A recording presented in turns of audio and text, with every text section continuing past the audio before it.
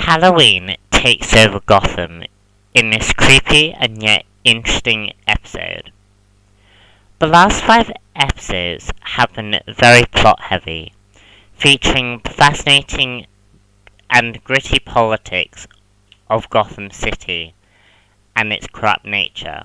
In this episode, we see a welcome change of pace to a show that, in its very short run, has explored many fascinating concepts. The story follows Harvey Bullock and Jim Gordon, who investigate the deaths of several firstborn children born into money, who have been killed by a man wearing a mask. Meanwhile, Montoya continues her attack on Gordon, uncovering evidence to pin Penguin's death on him. Barbara Gordon makes her return in this episode and tries to find out a way to help Gordon. The episode, as I mentioned earlier, is a welcome change of pace, with fewer subplots to follow. And it also has a very interesting main story, which the previous episodes have not had. We've had a lot of interesting subplots, but the main story ends up being more of a D-level story, because what's happening in the subplots are a lot more interesting. The Spirit of the Goat is a very interesting villain with ideas that reflect on the ideologies of Batman, which is something that Bruce Wayne comments on during the episode, and I thought that was just very, very interesting. It's a perfect idea for a Halloween episode, because the idea of an immortal spirit preying on the lives of other people is just such a great idea, because people often fear the unknown, and that are also everlasting as well. And stuff like ghouls and ghosts and supernatural beings dominate how we feel about the unknown. And what I liked about this episode was that they presented the Spirit of the Ghost as that idea. But I did feel that they kind of ruined the ending for this idea. I felt the execution was slightly less interesting and very oversimplified. And I don't think the person behind the Spirit of the Ghost was very interesting. I like the fact that the Spirit of the Ghost is the kind of villain that would exist after Batman after Batman comes into Gotham City. And I just really liked the idea of the Spirit of the Ghost as a villain. I also really liked how Harvey Bullock's actor did a very good job at capturing the eternal conflict the character was having.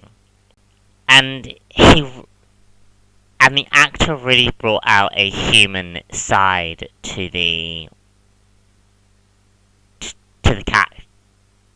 character. More so than any of the episodes that I've seen him in. Montoya is one very determined lady who gains a little sympathy for me in this episode because she didn't act like a douche. In previous episodes, it's felt that Montoya has been attacking Gordon because she likes Barbara Gordon, and that it's all out of jealousy.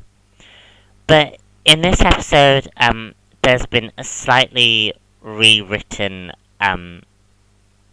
it's slightly rewritten, and the fact that she's just doing her job now.